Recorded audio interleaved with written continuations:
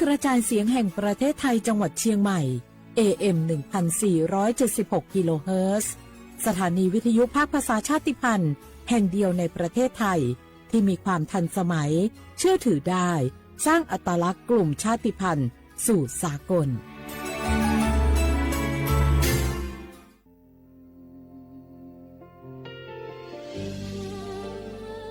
พระเสด็จสู่แดนสวง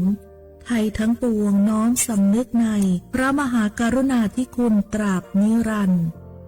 ข้าพระพุทธเจ้าข้าราชการและเจ้าหน้าที่สถานีวิทยุกระจายเสียงแห่งประเทศไทยจังหวัดเชียงใหม่กรมประชาสัมพันธ์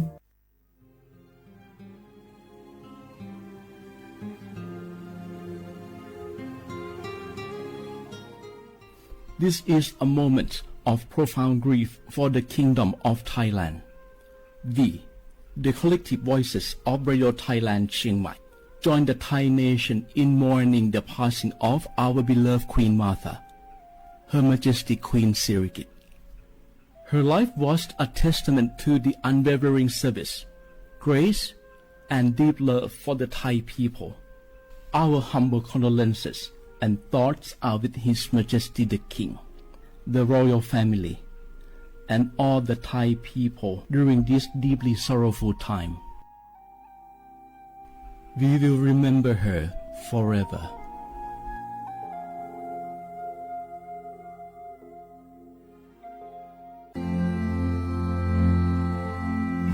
รากฐานสังคมไทยตั้งแต่อดีตจนถึงปัจจุบันเคารพเทิดทูนสถาบันพระมหากษัตริย์เป็นศูนย์รวมจิตใจที่เหนียวแน่นของคนไทย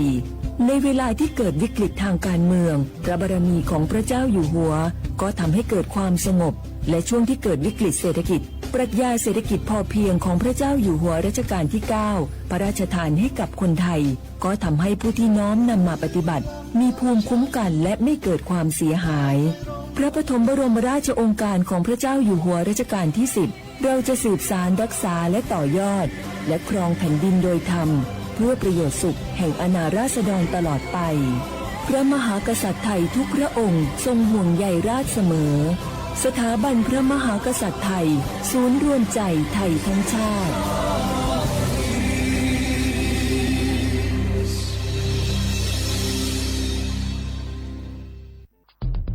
แค่3 ปีความเสียหายจากอาชญากรรมไซเบอร์ของคนไทยพุ่งทะลุถึง 94,000 ล้านบาทหรือเฉลี่ยปีละ 30,000 ล้านบาททุก1 ชั่วโมงเราเสียเงินกว่า 3.4 ล้านบาทให้กับมิจฉาชีพออนไลน์โจรไม่เห็นใจคนอาชีพไหนอายุเท่าไหร่สถานะทางการเงินแบบใดหมอพ่อค้านักธุรกิจนักเรียนแม่บ้านข้าราชการเกษียณทุกคนตกเป็นเหยื่อได้เสมอและวันหนึ่งอาจเป็นคุณหรือคนที่คุณรักเพราะจุดอ่อนร่วมของเหยื่อคือความเร่งรีบขาดสติหรือแม้แต่บางครั้งก็เกิดความโลภจนเกินไปอย่าปล่อยให้การกดคลิกเดียวลิงก์เดียวทำให้โจรยิ้มกว้างวันนี้ถึงเวลาแล้วที่คนไทยทุกคนจะต้องร่วมมือกันสร้างภูมิคุ้มกันอาชญากรรมไซเบอร์ช่วยกันหยุดก่อนที่ภัยไซเบอร์จะทำให้คนที่คุณรักและตัวคุณเองกลายเป็นเหยื่อ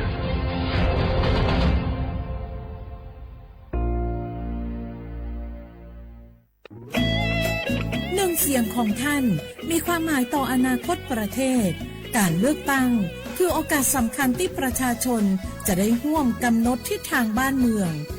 ขอเชิญชวนพี่น้องประชาชนผู้มีสิทธิ์เลือกตั้งทุกท่านออกไปใช้สิทธิ์เลือกตั้งปี 2569 เลือกคนดีเลือกผู้แทนที่ตั้งใจทำงานเพื่อประโยชน์ของประชาชนบดีปล่อยให้เสียงของท่านเงียบหายเพราะประชาธิปไตยเริ่มต้นที่การไปใช้สิทธิ์ร่วมกันไปเลือกตั้งอย่างพร้อมเพรียงกันวันอาทิตย์ที่ 8 กุมภาพันธ์ 2569 8 โมงเช้าถึง 5 โมงแลงใช้สิทธิ์ใช้เสียงเพื่ออนาคตของประเทศไทย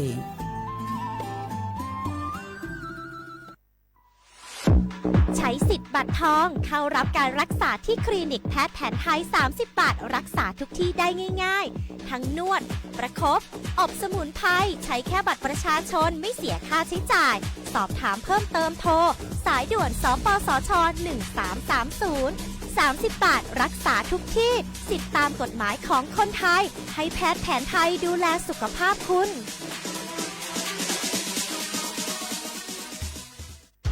30 บาทรักษาทุกที่ เจ็บป่วยเล็กน้อย อาทิ มีไข้ ไอ เจ็บคอ ปวดข้อ เจ็บกล้ามเนื้อ ใช้สิทธิ์บัตรทอง 30 บาท ปรึกษาเภสัชกร และรับยาตามอาการ 32 รายการ ไม่เสียค่าใช้จ่าย เพียงยื่นบัตรประจำตัวประชาชนที่ร้านยา ที่มีสติกเกอร์ 30 บาทรักษาทุกที่ หรือร้านยาคุณภาพของฉัน ให้บริการดูแลอาการเจ็บป่วยเล็กน้อย สอบถามเพิ่มเติมโทร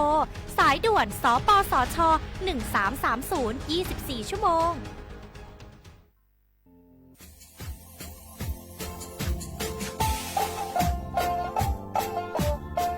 น่ารักถึงมาปีใหม่ซื้อจีนชมังโงมันยาคณะรัฐมนตรีไงมีมติยากกว่าอยู่หัวระมองเมื่อเหือนยากุลาซื้อหาหนีซื้อกุยังไง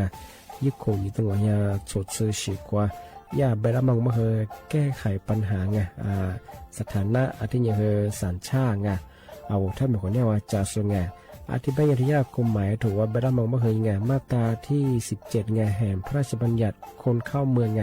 พอสองมันอยากให้คนอยากให้หนีตัวอยากหนีซึ่งหนีกวางกันเท่าโวถ้ามีคนเนี่ยว่าจุฬาโซอาทิตย์เนี่ยคือมันจะจางโง่เป็นยังไงอาทิตย์เนี่ยว่ามีทะเบียนประวัติเธอถูกต้องอยู่ไงอาทิตย์บ้าว่าสารว่ายื่นขอ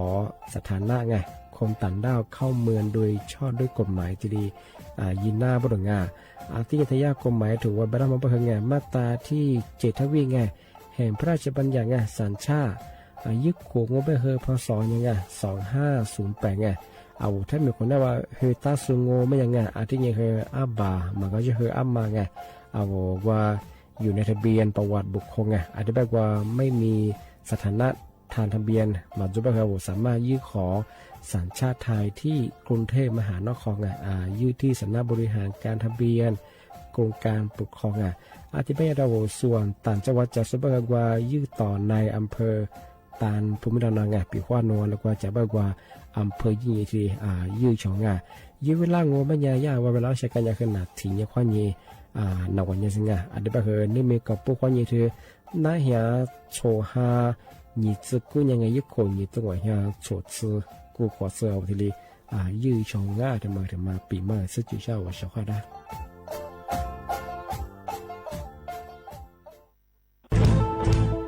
เชียร์ว่าบุกอามาสนใจลงโฆษณาทาสถานีวิทยุกระจายเสียงแห่งประเทศไทยจังหวัดเชียงใหม่เอาสถานีวิทยุของมันยังยี่เสียคือคือเสืออาทิเยยี่สัญญาว่าคือหุยยาคือยิบเป้งเที่ยวพื้นที่จังหวัดเชียงใหม่ยังอาทิปัญญาอามาสนใจ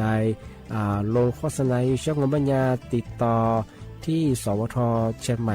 ยิบเบอร์โทรปัญญาคือ053-276-0685อาทิเย0922468579ชาวว่าพระวัฒมาปีใหม่อาทิตย์สุดตาจิงชาวมังมันยังไงอามุสาจังหวัดเชียงใหม่ข้อยถึงมาปีใหม่ปากไก่ฝรั่งที่5ที่นี้ของพวกข้อยยังว่า5 3ที่นี้สังเกตคนอยู่ตรงนี้โฉดซึกูขวางมาคืออาตุทัชโชดงกับปากกับเมียนเบสพิอาลุมิโดขยันรัวจุดเปิดงสัตว์ความแบบดิต้มแบบอาตุทัชโชบงอาทิยาวพื้นที่หรือตัวจางโง่เป็นยังก็ยาระบบไฟดีข้อนี้มาอนุญาตอยู่ไม่คือมาคืออาตุทัชโชดงอาทิยาปีความว่าตุสองเป็นยังฝ่าฝืนยังคือกลุ่มหมายละชัวยาชัวยาโจดงอาทิบ้างก็เป็นยังมาอาตุชัวอาตุเบียพะมัวโง่เป็นยังอโวโทแจ้งศูนย์อำนวยการแก้ไขปัญหาหมอกควันอาทิคือฝุ่นละอองมาคือจังหวัดเชียงใหม่ยี่เบอร์โทรโง่เป็นยัง053อาทิ112808หรือมาโง่เป็นยังสำนักงานประชาสัมพันธ์จังหวัดเชียงใหม่ก็ยังดีปีมากทีเดียวประกาศฝรั่งอันนี้ประกาศมาก็ตะวันเลยจะหลับฝรั่ง嘿，托是佛，嘿。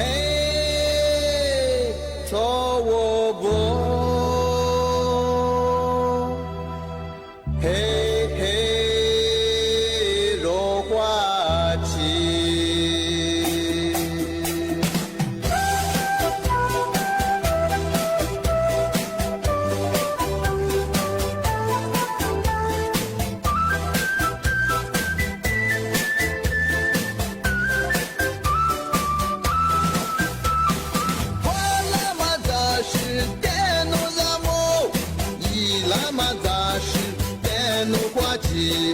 奴咋都感叹，奴过的年华，奴天是啥卷我？奴家嘛奴过的是万里地，一那么扎实，奴咋感叹？奴过的年华，奴想家聚光，眼里却灵光我。过了年，你那么一年不，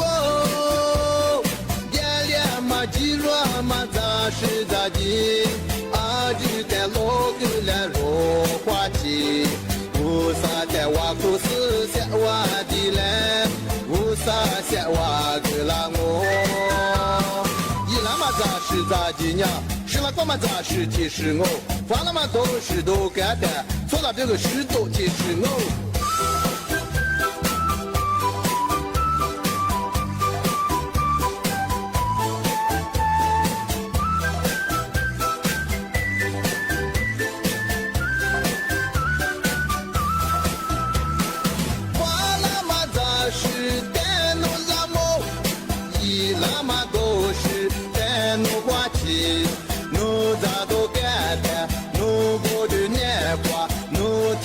啥卷我？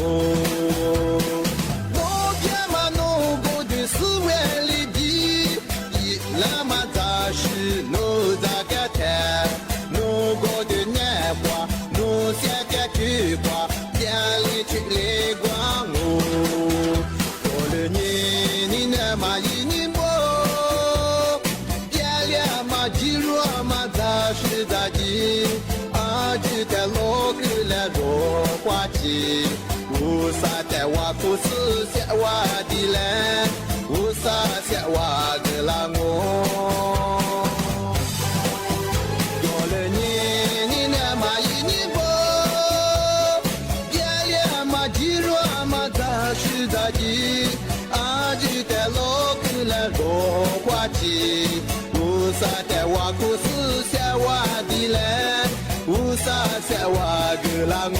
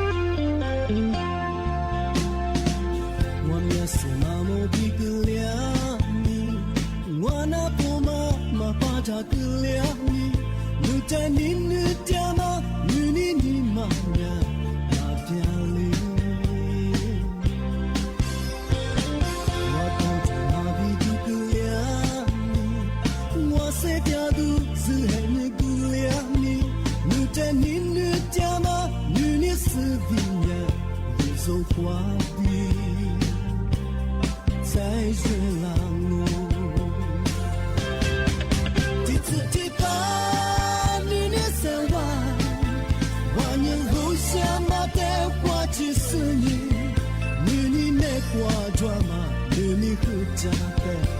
的特别，渴望你这里。第次提拔你的三万，万人无限我的话就是你，你那挂抓嘛，你和家的的特别，渴望你这里。我抓嘛，你和家的的特别，和我的生活。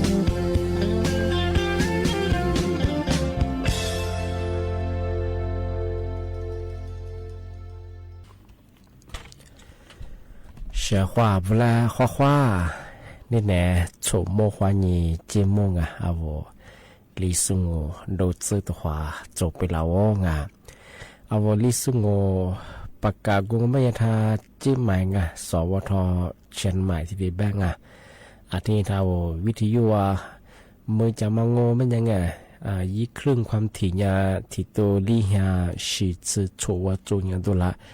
ยี่ระบบยา AM ง่ะอาทิตย์ทาวฟิบัวคือไลฟ์สุดยังไงยี่เพจไม่ยังคือสวทเชียนใหม่ AM 1476กิโลเฮิรตซ์ง่ะthì một lô mấy nhà hơn nhiều mua hoa nhiều sao mua hơn thì hoa đua à thì nhưng mà hơn nhiều hoa đua nên nè thì hoa thì một lô thì hoa nà chỉ như hoa nhiều nà nhà sờ tổ trả à nếu mấy thì nhiều ngô bên nhà vô lý số bằng bên nhàคือ吃你哈吃屎你那么听你把个你啊你一苦你都你自错空啊我太bằng bên nhàคือ你哈哩你听你嘛นี่ไม่ถึงยี่บ้าคือหน้าสายยี่ถึงยี่บ้างงอ่ะที่ยี่ชาวงานทำไม่ได้งที่ที่น้าหน้ายี่ถึงยี่บ้างงบัญญัติวันที่8ถึงยี่บ้าตัวงยี่ห้าเห็นยี่บ้าคือเลือดตายยี่มาที่จัวหลัดโซสมาจัวยี่เวลางบัญญัติเนี่ยแต่โม่ขวายี่มือเขือหัวโม่เสือที่เลือดตายยี่เปียงที่บัญญัติแทบไม่สู้หลัดโซดาโปมังสัญชาติไทยจูสู20ที่เลือดใต้หน้าหัวมันยังคือมาคือยิงเย่ใช้สิยังไงอยู่ทำมังงมันยังคือยาเจียง20ที่เสียมันคือยาสำคัญยาเฉพาะที่มันยังคือมาคือยิงเย่แต่คนแรกใช้สิเลือดใต้ยังบุตรยิงมังงมันยังเฉพาะพาเลือดใต้ยังงมันยังมาคือยิบยิมีคือแต่ยังแม่ใช่ไหมนะแบบยังยิบทำมายี่แห่งนี้หมู่อายุก็เลยแบ่งก็คือแต่ชงอยู่น่องที่ทำมาแต่ช่างก็เป็นอย่างที่ว่าใบขับขี่ดงพาสปอร์ตดงทำมาคือที่อยู่น่องทำมาแต่ช่างแบบว่าโทรศัพท์คนนี้ว่ายี่แอปไทยดีมาคืออยู่น่องที่ยังว่ายี่แอปใบขับขี่เธอที่ยังว่ายี่แอปคอมพิวการมาคืออยู่น่องทำมาแต่ยี่มากช่างที่บ้านกูที่ยี่มาไปยังบ้านเลือดใต้มันคือยี่มาซาช่างvới bảy mươi là thằng sẽ gửi bây giờ hoa vô là quay như xe chỉ bao giờ là thu pia sa pia grang sa pia mà bao giờ mẹ chỉ mẹ hơi thì bắt cái yong yêu thì pia mà bao giờ như chuyện như pia thì pia bao giờ hơi xin chấm phu sa pia thì pia bao giờ như xí yêu thì pia mà bao giờ như chuyện mà theo so kẹtว่าพัดกันเมืองตัวแทนเขตหลวงแต่ว่าแต่ละเขตอันนี้ที่เขตมาเบอร์มาสุชาติมาที่สุจงนี่เพียที่เพียมันก็มันยาสีชมพูก็ไม่มาคือว่าพัดกันเมืองนโยบายรัฐบาลอันนี้ผมว่าขวายี่เบอร์บอลเนี่ยมาคือพัดกันเมืองนั่งสอมาคือที่เดสุจงซาเพียที่เพียมันก็ไม่ยาชอบกันมาคือไม่คือปักเกอร์ปีมาจังซาเพียที่เพียมันคือ20มันก็ไม่ให้คนแรกว่าว่าคือจะมาคือนี่ชอบจังยี่ที่ชอบมันก็มันคือเห็นด้วยนี่มาถึงมันคือมาเห็นด้วยมันคือกว่าคือชอบหรือถ้ามันก็มันยากกว่าแก้ไขรัฐธรรมนูญด้วยกฎหมายถูกจุดการถกมาแล้ว20เรื่องมา20หัวชามันก็ถ้ามาหัวมันปีข้อนู้หัวมันแบบว่าชอบยิ่งหัวไม่คือกายมาหัวแบบว่าชอบกายที่20แบบคือยิ่งชอบตัวชอบแต่แบบคือมาทำไม่ได้ยิ่ง ใช้สิทธิเลือกตั้งยังไงเอาสุดๆแพ้เอาเสียขวาวนี่จะเนี่ยมาก็อาเจียปาร์เรปีมางะเอาวิสิเลือกตั้งนับว่ามาเฮยี่ที่เลยใช้สิทธิเลือกตั้งยังไงเนี่ยแต่โมควันยังคือมือเขือหัวมุดสุดที่ยี่เป้างามาทำไม่ได้เชียวงาที่ยังไงที่มาจะเชื่อคือไม่แท้ที่มูลวันนั้นปีมาอยู่งาเอามาคือสุดท้ายว่าเชียวงาปีข้อที่เดียวความมาว่ามาหมอยี่เนี่ยเลือกตั้งยี่สุงโงเป็นยังไงมาก็ทำไม่ได้งาเอายี่เนี่ยแจ้งยี่ว่าบุรุษงาอาชีพดูเนี่ยมายี่เลือกตั้งงาอะไรเสียงงาไม่งาเหตุผลแจ้งว่างาที่ปัญญาบอกว่าแจ้งเหตุผลยังมองไม่คือเมียกาเมียจีน่าชอบงายูที่กามองปัญญาเอากูดูเอาจออำเภอเฮจินยี่คือแจ้งยี่เช้ามางาเชื่อคือว่าสำนักงานเขตว่าคือแจ้งยังคือดังบุรุษงายี่มาถึงมางปัญญาเอาก็เดี๋ยวพอมองว่ายิงปัญญามาลาก็เถียจีเจ้าเหงามาจีเจ้าปัญญาหนังสือมออันน่าทำมาโจว่าบุรุษงาปีขวัญสุราจีเจ้าปัญญางอสามารถถึงมางปัญญาว่าส่งไปรษณีย์ไงรถทะเบียนในทะเบียนอำเภอหมายชื่อว่าท้องถิ่นว่ายิ่งที่ดีส่วนใหญ่คือดังบ้างไงไปรษณีย์ข้อยังไงที่ถึงมางปัญญาว่าแจ้งทันออนไลน์ไงของสำนักงานกกต.คือที่ได้ยินหน้าบุรุษงาที่ถึงมองว่ามันยังว่าแจ้งทางเว็บไซต์สำนักงานบริหารทะเบียนคือที่ได้แจ้งเฉพาะงาอาจจะเป็นอย่างเฉพาะงานที่ตัวว่ามาหมอจีเลือดใต้อยู่มันยังไงลิชีติดทุลายเยอะคืองาแต่ไม่เดียงยิ่งแจ้งเหตุผลที่ได้ยินว่าบุรุษงาเล็กนี้หมอเลือดใต้ยังไงเพราะมาแจ้งยังไม่คือยี่สิบมาคือเบียบุรุษงาที่เป็นยังไงมือซาเชื่อว่าคือหมกกว่าตัวกินนางง่า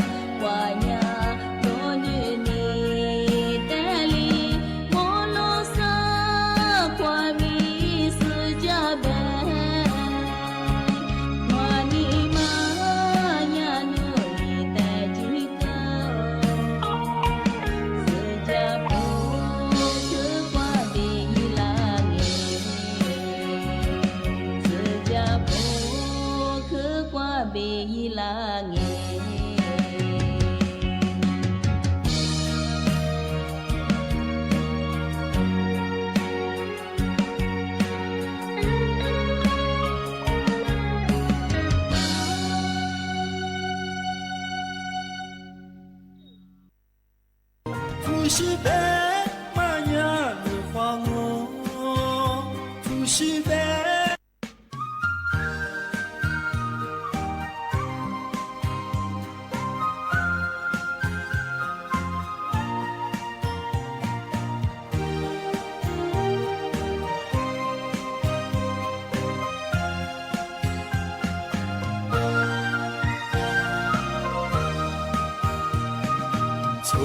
萨萨瓦提罗，尼萨西提拉从阿米，马瑟不怕皮狗，吃杂花杂马就是你。哦，米玛哈瓦提罗，你的祖是我的马佐尼，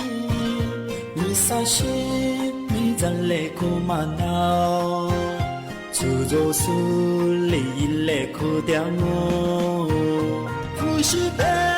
马呀你花我，不是白马呀你杀死我，你的不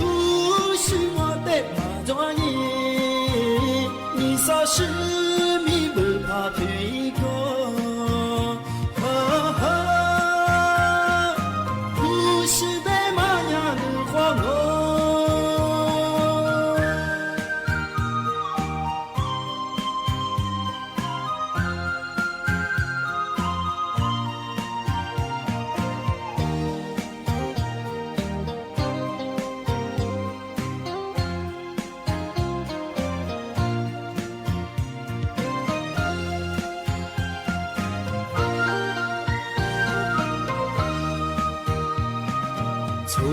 萨萨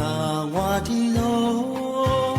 尼萨西提拉从阿米，马瑟不怕皮狗，吃杂花杂马就是你。哦，米玛哈瓦提罗，你的祖是我的马抓你，尼萨西。咱来苦嘛闹，出走苏里来苦掉我，不是白马呀你花我，不是白马呀你杀死我，你的不是我的马抓你，你杀死你不怕皮狗。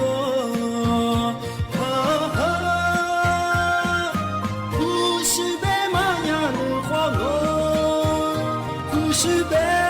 马呀你花我，不是白马呀你杀死我，你的不是我的马抓你，你杀死你不怕皮狗。不是白马呀你花我。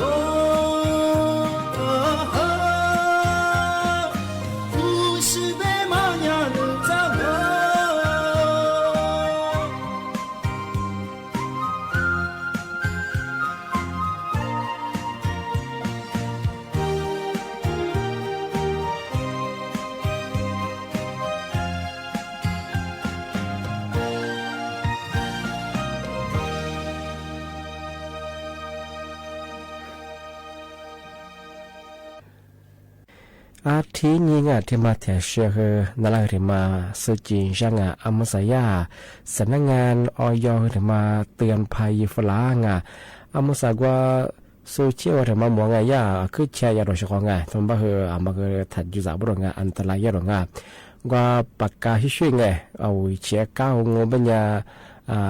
โลด้านหนาถึงมาที่ได้ยินหน้าบดงาเอาจิตสมาชงไงอาทิตย์นี้ออยแบงก์มาเฮมาเฮถัดจุดจ่าบดงกว่าสู่เฟซบุ๊กที่ชื่อสู่เจ้าที่ได้เบด้ามังปากกาช่วยท่าวิเชียก้าเนี่ยอิสสมาเอานั่นนามเนี่ยมาเฮลุยเป็นยังไงมาเฮเนี่ยอันตรายต่อสุขภาพที่เล็กหน้าบดงาอาจจะเป็นจะคือมาเฮเนี่ยถัดจุดจ่าบ้างมาเฮเนี่ยมีความเสี่ยงสูงอยู่บดงาที่ยังไงที่มาเทเชอร์ที่มาปีมาที่สื่อจีช่างอมสยาสำนักงานตำรวจที่มาแจ้งเตือนภัยฝรั่งเอาเชื่อว่าว่าประชาชนมาโทรศัพท์ชื่อก็ยังงบเนี่ยว่าอีแอปพลิเคชันวีแอปก็มาที่มาติดตั้งเชื่อดาวน์โหลดเชื่องบเนี่ยมาอีคือที่จุกกุญแจกับเชื่อยังบ่ดอมุสบะอีแอปเนี่ยอีปอขึ้นยังทุกอย่างละโชมาคาโซกลุ่มมิชาชีพมาเฮยปอชานี่เฮอาราดาลอยเจชิงไงปีขโนโทรศัพท์ติดตั้งยังงเป็นยังเอาไว้คอมมอสอริชิดอยาพิจารเตชิงอาทิตย์นี้ก็ถือว่าโทรศัพท์ชิวเล็กกว่าอีบุเดียวมางเอาไว้บิชิมซึ่งกว่าเดือดมาจูงจะมาแต่งกว่าฟิบัวลอยมาจูงมันก็เชื่อว่าทุกรายนี่เถอะนู้ภาพพวกห้ามกับว่านู้ข้อมูลส่วนตัวมาสุดกับไม่ยังไงที่คุยมาคนจูงอาทิตย์นี้กว่าปีขโนเยแอธนาคารเชื่องถึงมาพัฒนาใต้ร่างงเป็นยังหน่วยธนาคารยิ่งเพียดียิ่งผู้บอกอกโดยหน้าบุรุษอาจจะเป็นยังครับว่าโทรศัพท์มือถือยิ่งเชื่อว่าสูมาแบอาจจะยังว่ายิ่งเบจุสูยังกว่าว่ายิ่งแอปที่เชื่อพัฒนาโลกิก็งเป็นยังเอาแต่ก็มาแน่ใจมาซึ่งเป็นยังคือถ่ายเยว่ามาสุดๆนะมันก็ชื่อว่าวิลายิ่งคือที่ติดต่อสอบถ่ายง่ายทำไมที่แอปมันคืออยู่หน้าอยู่หน้ามันมาใส่ไปคือยิ่งแอปพลิเคชันยังคือยิ่งปอคือขึ้นยังมาคือจำมาจากของเจ้ามาซื้อพัฒนาโลแล้วมาคือไงผู้บ่าวเนี่ยตื้อหรือผู้บ่าวดูยิ่งว่ามาซื้อจากของที่ความยังมาใส่ไปคือย่าแจ้งตัวพลังสำนักงานตำรวจเขายังไงมาใส่ไปยี่ไอปอคือขึ้นอย่างบ้างมาคือจำมาจากของที่ยังที่มาเทเชอร์ที่มาปีมาแต่สตาร์จีช่างที่มาผู้บ่าวตะบัวผู้บ่าวว่ามาผู้บ่าวเชื่อมาไม่ใช่ไม่ยิ่งขาดมามัวที่มาเอาเชื่อเขาว่าจะเกิดวันจะเอาเบจัดโซโซมัวมาจงว่าคุ้มมาถึงมาผู้บ่าวกู้เงินยังมาสุดท้ายเชื่อมานั่นระบุว่ากู้ได้มาอะไรเหตุสกัดสิ่งว่าเราเหตุสกัดว่าไม่ยังที่มาว่าไม่ยังกูมาจีเนียลี่ที่มาว่ากูมาจีเนียลี่ที่เยอะยังที่มาย่าผู้บ่าวสุดท้ายเลี้ยมันยี่ฉีดมาทิ้งมายี่แสนสมมุติลี่ว่าเราชอบพอมาลี่ไม่ยากเจ้านี่ละเอียดแล้วที่เลยถอยลางกูเลยแบบที่เลยไปละเสียงกันยังไม่ยี่ลี่มันคือแบบที่นี่แจ้งความยี่ชอบที่เยอะหนึ่งที่บ้านชอบมาจำมงเอาคุณบาดูกู้เงินนั่นระบบมันยังไม่ยี่ฉีขึ้นอย่างเกวียงผู้บ่าวว่าสาเสียงอันนี้เป็นผู้บ่าวเขาบอกคุณบ่าวลิมคุณบ่าวสุดท้ายก็อีลักษณ์ชวนลางก็เดือดที่ยังมาจำโม่ชอบเป็นข้อโน้ที่เล็กจิ๋มใช่ไหมว่าธนาคารยิ่งกับกู้ยังธนาคารกู้ยังเป็นแต่คนยังชอบก็ยี่ฉีขึ้นมากู้นู่นเขามาลีบเป็นแน่ส่วนที่คนละยังก็อีลักษณ์ชวนมาที่มันยี่ชอบแต่มันยังจำมงเอาผู้บ่าวว่ากู้เงินนั่นระบบยังมันยังอันตรายยังทำไมถึงมาปีมาช่วงอาทิตย์แบงก์ไม่ยังชอบงานนะปีมาอาทิตย์ละจวงอาทิตย์แบงก์จ้าที่หมดแล้วนี่มั่วความนี่คือสามมั่วแต่ความหมดแล้วความนี่แนวรายการลิสุงประกาศกุบัตรจิ้มใหม่สถานีวิทยุกระจายเสียงแห่งประเทศไทยจังหวัดเชียงใหม่ก็ดูยังสวทเชียงใหม่แบงก์ดาวงานเนี่ยแบงก์สมมั่วความนี่จิ้มมั่วถึงหมดแล้วแบงก์นี่มั่วความนี่สามมั่วนะทีนี้ความนี่หนังเนี่ยสุดตัวอย่างเอาไว้ช่วยเขาไว้ได้คือบุ๋มคว้าสวัสดีครับ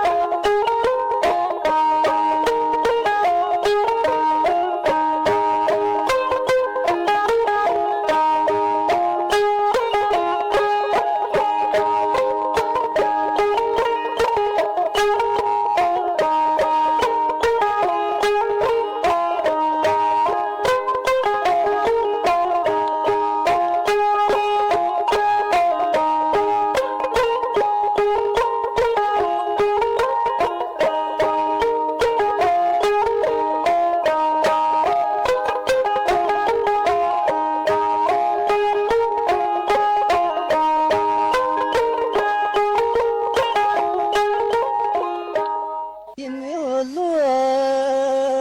你我你小呀这边嘛呀天天下脚一天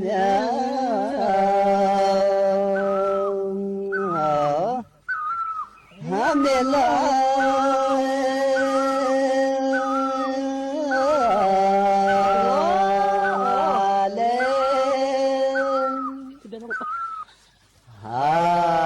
你这天灭我了耶，是子你是天妈那，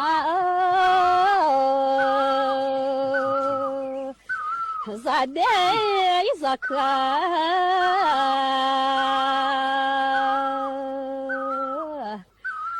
做的。